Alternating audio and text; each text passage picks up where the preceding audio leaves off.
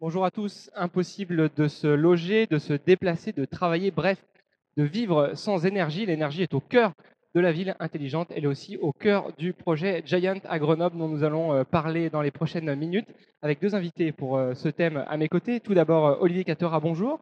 Bonjour. Vous êtes professeur et responsable du master spécialisé Management et Marketing de l'énergie au sein de Grenoble École de Management. C'est un master qui se destine à quel type d'étudiants? C'est un master spécialisé, donc c'est une formation complémentaire et professionnalisante qui vise à former des managers pour la filière énergie.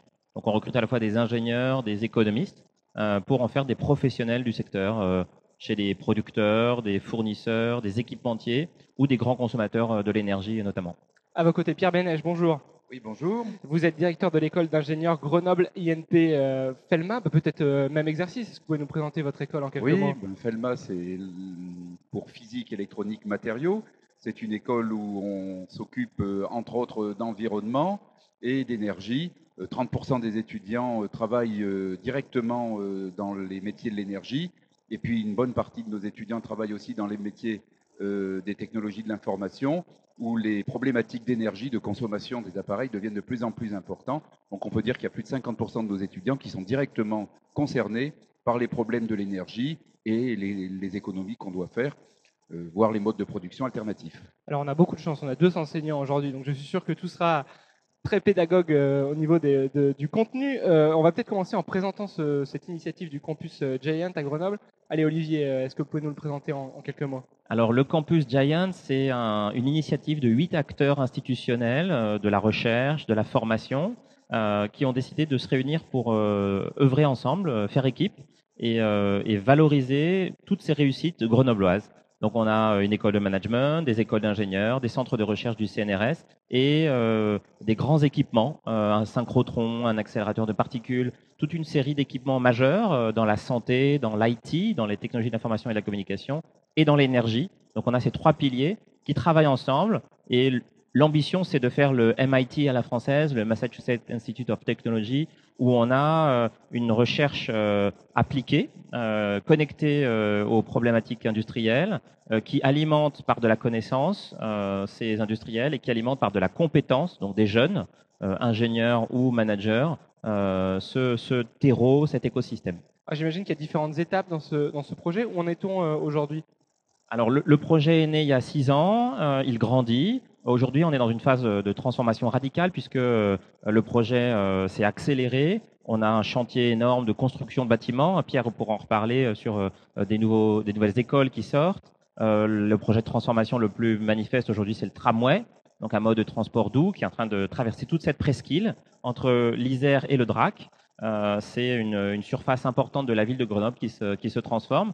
Et le potentiel est encore là puisque 2015 va être un feu d'artifice avec l'inauguration de plusieurs gros chantiers majeurs. Alors, la transition est toute faite. Je crois que Felma est présent sur ce campus. L'école est présente sur ce campus. Est-ce que vous pouvez nous en dire quelques mots? Comment se passe cette intégration et quel est l'objectif? Oui, alors donc l'intégration, c'est trois grands établissements d'enseignement, Grenoble École de Management, FELMA Grenoble INP et ECUBE, Eau, Énergie, Environnement, Grenoble INP. Cet ensemble constitue un apport important d'étudiants. On vise 10 000 étudiants. FELMA est présent depuis 5 ans sur le site, dans la partie Minatech, qui concerne, entre autres, tout ce qui est technologie de l'information, de la communication, et puis aussi pour une part l'énergie. Et donc l'ensemble va être complété en 2015. Le territoire concerné par Giant, avec trois thématiques, la biologie, la santé d'un côté, l'énergie bien sûr, et puis les technologies de l'information, de la communication, eh bien, ça représente 12% de la ville de Grenoble, avec le souci de faire de ce quartier, qui est quand même de surface importante, un modèle sur les économies d'énergie, sur les modes de transport, sur le bien vivre, et également sur la recherche et sur le développement, avec une concentration exceptionnelle, probablement unique en France, de laboratoires dans tous les métiers et les disciplines que je viens de décrire, du fondamental jusqu'aux applications, en passant bien sûr par l'enseignement et puis le transfert de technologies, l'innovation, avec des endroits pour accueillir des startups, pour aider des grands groupes à développer de nouvelles sources de profit, évidemment, mais aussi de nouvelles activités qui, pour la plupart, s'inscrivent dans ce modèle où on essaye de tenir compte d'être respectueux de l'environnement. Alors avant de passer au projet, on pourrait résumer ça en disant que l'idée c'est de mutualiser les énergies pour une école comme la vôtre avec vos futurs voisins, c'est de créer des Oui, passerelles. mutualiser les énergies. Alors, C'est un mauvais jeu de mots, hein, mais oui, certes, voilà. certes. En 2015, on aura une éclosion de bâtiments, mais on n'attend bien sûr pas ces bâtiments. Nous avons, avec nos collègues et autres instituts, de nombreux liens, des échanges d'étudiants, bien sûr, qui envahissent régulièrement les laboratoires environnants pour y faire des stages ou des thèses. Des liens aussi avec nos autres collègues universitaires, Grenoble École de Management et puis Cube. Nous partageons des formations croisées dans tous les sens qui ont trait, bien sûr, entre autres, à ces domaines de l'énergie qui sont extrêmement importants pour nous. Alors Olivier Catera, on l'a vu, des thématiques communes, des lieux un peu en commun, un territoire en commun, et puis aussi des grands projets en commun. Alors moi j'en ai été quelques-uns, il y a l'écoquartier de Beaune, il y a le projet Greenlease, il y a le bâtiment Canopéa, est-ce qu'on peut les présenter un petit peu dans le détail? Oui, alors dans les historiques de projets réussis, on a le master spécialisé Management Marketing Énergie, qui est un programme entre Grenoble École Management et Cube, donc l'école de l'énergie, de l'eau et l'environnement. Donc ça, c'est un programme qui tourne. Et après, il y a eu des faits d'armes, en fait, avec des vraies réussites. Alors, la ZAC de Bonn, c'est pas un projet à proprement parler des écoles, c'est la ville qui a organisé la transformation d'une caserne militaire en transformant l'urbanisme pour en faire un écoquartier avec des centres de vie, de la diversité sociale aussi, du logement social, un centre commercial flambant neuf et une gestion des alimentations énergétiques innovantes avec de l'énergie solaire, de la géothermie, qui a fait que l'écoquartier a été primé comme un des références en France. Et au-delà de cet écoquartier, on aménage aujourd'hui sur la presqu'île un smart grid qui s'appelle Greenlease, qui est à la fois sur Grenoble et sur Lyon, et des acteurs comme Schneider Electric, Atos World Grid, Grenoble, Gaz Électricité de Grenoble en sont des membres influents, bien sûr Grenoble INP aussi. Et donc, il y a une volonté de transformer les outils, d'innover, de tester les nouvelles technologies et de les approprier par les habitants. Et puis un Donc, petit mot sur Canopéa peut-être, oui, qui est un alors projet Canopéa, c'est un particulièrement projet intéressant. du Solar Decathlon, qui est une grande compétition internationale, et c'est l'équipe grenobloise qui a gagné. Donc C'était l'an dernier. oui, c'était l'an dernier. Il y a une nouvelle compétition cette année. On va essayer de la gagner à nouveau. En fait, c'est une fois tous les 2 ans, il y a un roulement de compétition. Grenoble École de Management, les équipes d'architecture de Grenoble, l'INES, l'Institut national de l'énergie solaire, qui est à Chambéry, qui a participé. Et aujourd'hui, devant Felma, en fait, sur le site, il y a Canopéa. Voilà, c'est un bâtiment qui a été monté et peut être démonté, donc il est d'une construction relativement légère et qui est installé pour plusieurs années pour montrer et démontrer que l'on peut faire des bâtiments qui consomment peu d'énergie et sont lumineux et agréables à vivre. Tiens, puisque vous avez la parole, Monsieur Bénèche, surtout ces projets, l'écoquartier de Bonn, Greenlease, Canopéa, est-ce que c'est aussi l'occasion de démontrer un peu ce savoir-faire grenoblois dont on parlait, de mélanger la recherche, les industriels, les politiques? Est-ce que c'est un petit peu ce qui vous différencie peut-être par rapport à d'autres projets, d'autres collectivités ou d'autres territoires? Oui, depuis l'origine de Giant, dont la première pierre était Minatech, concernait le domaine des micro- et nanotechnologies, de l'électronique, etc., il y a eu la volonté de rapprocher les universitaires, les étudiants, les laboratoires de recherche et les industriels, les créateurs de sociétés. C'est un cercle vertueux qui a fait ses preuves sur la planète à d'autres endroits. Et Grenoble est maintenant montré comme un des exemples de réussite de ce cercle.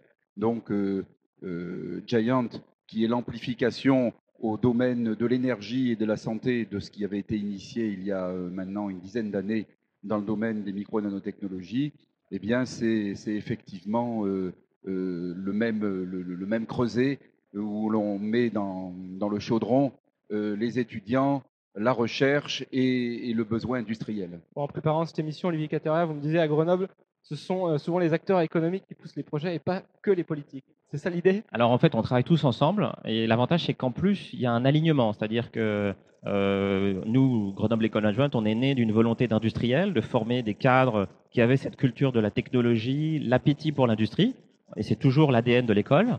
On arrive à travailler avec tous nos partenaires ingénieurs, avec des formations conjointes. Les entreprises recrutent nos étudiants et en plus il y a un sponsor, il y a un soutien politique, puisque aujourd'hui le projet Presqu'île sur lequel Giant est complètement intégré, c'est un projet d'urbanisme. Donc c'est de la construction, 10 000 habitants, 10 000 cadres d'activité, 10 000 chercheurs. Donc on est sur un effet volume significatif, de l'aménagement des transports. Et au final, tout le monde s'aligne. Donc on a une organisation de coordination qui fait que les projets se font en harmonie. Et puis en plus, ça rejaillit à l'international. On est membre aussi d'un réseau qui s'appelle la Kikino Energy, Knowledge Innovation Community, pour innover dans le secteur de l'énergie, qui est une des 3 KIC au niveau européen, qui est financée par l'Union européenne. Et Grenoble a été gagnant de cette compétition parce qu'on était tous ensemble avec cet écosystème très particulier. Vous faites bien d'avoir prononcé Kikino Energy, parce que je redoutais le moment où je devais moi-même le prononcer, donc je vous ai laissé ce soin-là. Pierre Ménage, vous voyez acquiescer sur ce point, sur cette mutualisation des savoirs, c'est l'idée? Oui, nous avons de longue date des liens parce que nous avons la même sensibilité au monde industriel entre les écoles d'ingénieurs et l'école de commerce de Grenoble. Le moteur du développement économique de la région Rhône-Alpes, c'est l'industrie. Depuis les années 60, avec un décollage important dans le domaine de l'électricité. Bien sûr, c'est historique dans une région de montagne où l'électricité d'origine hydraulique est abondante, mais également dans le domaine de l'électronique, où Grenoble s'est imposé comme un des grands sites mondiaux. Et donc, on a en permanence sur Grenoble le regard tourné vers l'industrie, et nous sommes là pour participer à cette grande aventure qui a amené l'économie grenobloise à se développer de façon fulgurante dans les 30 dernières années. Alors, puisque vous représentez chacun 2 écoles, on va parler de vos étudiants quand même. Peut-être, tiens, on va commencer par Grenoble INP Felma. Je crois que l'une des spécificités de votre école, c'est que 25% des étudiants vont jusqu'à la thèse. Alors, est-ce que ces jeunes thésards, ils travaillent sur ces questions d'énergie? Oui, alors, et d'énergie pour demain? Oui, tout à fait. Nous sommes un peu atypiques dans le paysage des écoles d'ingénieurs en France, avec un nombre d'étudiants qui font des thèses qui est particulièrement élevé. 25%, c'est peu fréquent. Les étudiants de Felma, pour une bonne part d'entre eux, travaillent dans le domaine de l'énergie, pas tous bien sûr, mais cela concerne le photovoltaïque, les piles à combustible, les accumulateurs, les centrales nucléaires de demain, qui seront plus propres, moins polluantes et pour le moment indispensables à l'équilibre dans le mix énergétique, dont on reparlera peut-être un petit peu plus tard. Je vais poser la même question à Olivier Cateria, vos étudiants du master. Est-ce que vous leur transmettez ce virus un petit peu de l'innovation et de la vision pour demain? Clairement, on attend qu'ils s'engagent, qu'ils créent. C'est ce qu'ils font déjà. On a un incubateur, on a une structure qui s'appelle J'aime entreprendre et l'Incubagem, qui est l'incubateur de Grenoble École Adjointe, où on a d'ailleurs des participants du CEA ou de Grenoble INP qui participent à nos projets de création d'entreprise. Et le but, c'est que le savoir se diffuse. Alors, on emmène aussi certains de nos étudiants au doctorat, alors dans une moindre proportion qu'à Felma, qui est vraiment exceptionnelle. Mais on arrive à former nos cadres à être entrepreneurs, à être visionnaires et ne pas avoir peur de la technologie, puisque il faut savoir l'assimiler, la maîtriser aussi.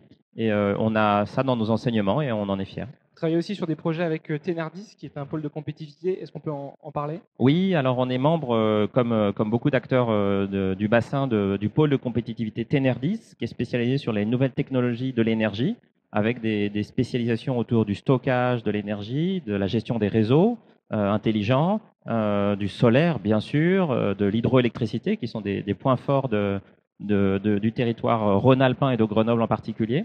Et on accompagne le pôle sur des questions de management des ressources humaines, de formation.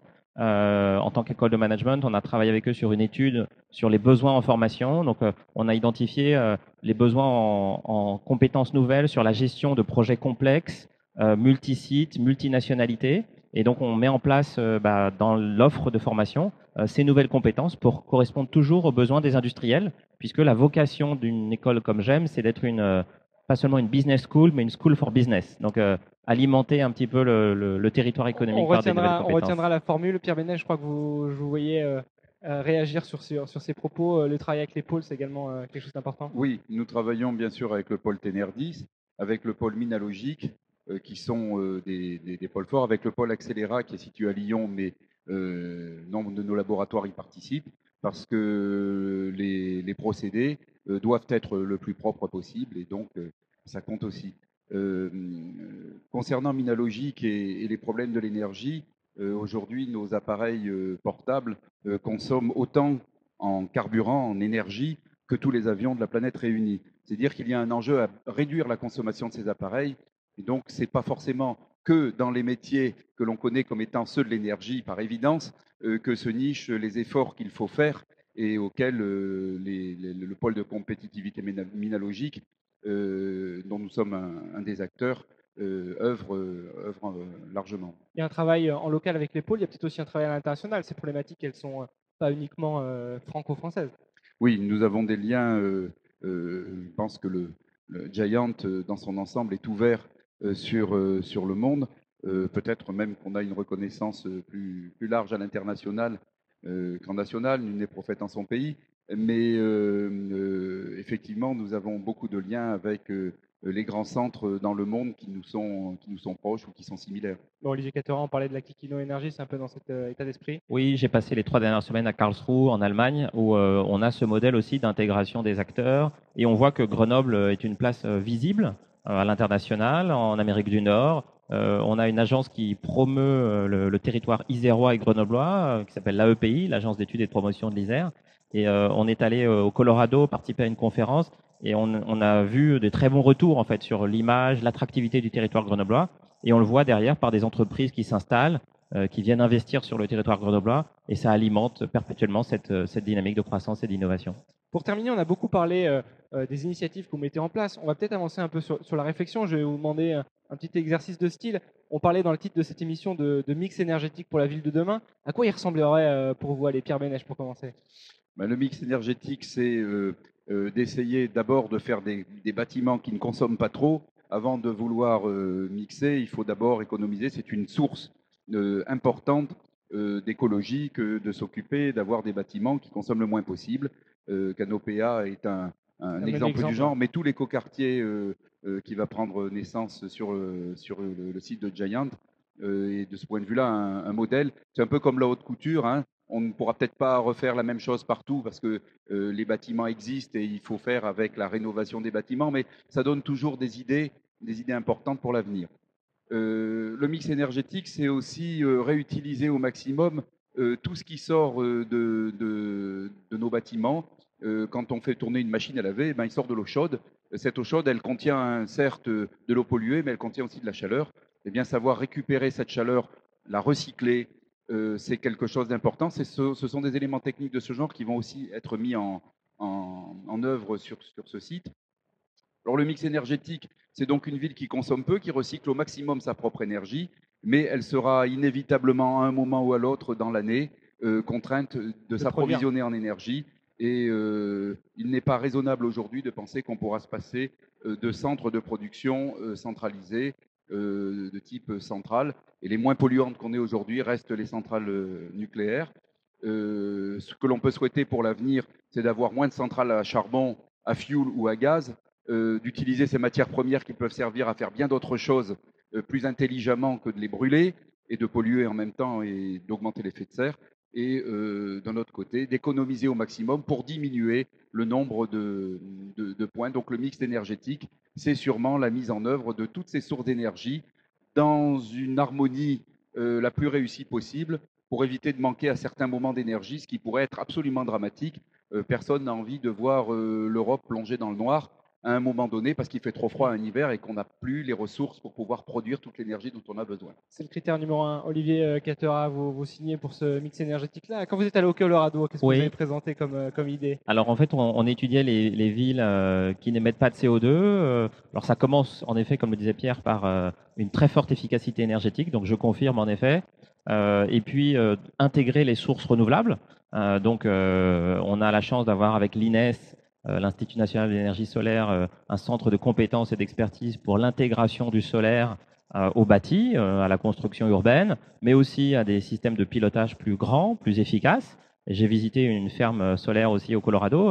Et l'université d'ailleurs, Colorado State University, était moteur aussi dans ces phases de recherche et d'expérimentation. Et c'est ce qu'on retrouve ici aussi à Grenoble. Donc intégration des renouvelables, le solaire, bien sûr l'éolien aussi, même si le territoire grenoblois n'est pas propice à l'éolien.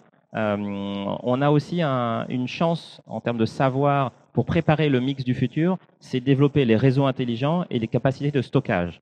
Et c'est vrai que la place grenobloise, par une compétence en termes de réseau électrique, avec Schneider Electric bien sûr, Siemens, Alstom, qui sont des acteurs importants du bassin, amène cette compétence et ce développement technologique. Et puis sur le stockage, on a une filière hydrogène qui est remarquable, avec des acteurs bien sûr comme le CEA, mais aussi Air Liquide, qui a développé des savoir-faire spécifiques sur l'hydrogène, des startups comme McPhee Energy, qui recrutent nos étudiants d'ailleurs, qui se développent souvent à l'étranger, aussi en France. Et donc on a une filière hydrogène qui grandit, et même une société qui s'appelle Symbiofuel Cell, qui fabrique des piles à combustible pour le transport, pour les véhicules. Et donc on a un écosystème et des savoirs qui se complémentent pour pouvoir proposer une ville plus durable, plus agréable pour circuler, pour vivre, et qui émet moins de CO2 dans l'atmosphère. Pierre Bénèche, ce sera peut-être le mot de la fin. La réflexion est en cours finalement. Les choses se construisent pas à pas. Les choses se construisent. La transition énergétique ne sera sûrement pas celle que l'on a prévue aujourd'hui. Il y a des paris, on essaye de les relever sur Giant, entre autres, avec nos laboratoires de recherche. Tout n'est pas acquis. Les capacités de stockage des batteries ont augmenté de façon fulgurante dans les 20 dernières années. Pour autant, elles n'ont pas encore ce qu'il faudrait pour pouvoir stocker toute l'énergie dont on a besoin, dans des conditions économiques acceptables, bien sûr, mais c'est la recherche qui nous permettra d'avancer et d'être, quoi qu'il en soit, bien meilleur qu'on ne l'était hier et même aujourd'hui. Bon, on voit que la réflexion est en cours. On sait désormais qu'il faudra compter sur le territoire grenoblois pour y participer. Merci à tous les deux pour votre venue sur ce plateau ici à Polytech Horizon. Merci à vous de nous avoir suivis. Je vous rappelle que ce Web TV Théma se décline en 5 autres vidéos, toujours autour de la ville intelligente et durable. Ne les ratez pas sur Cleantech République. À bientôt. Au revoir.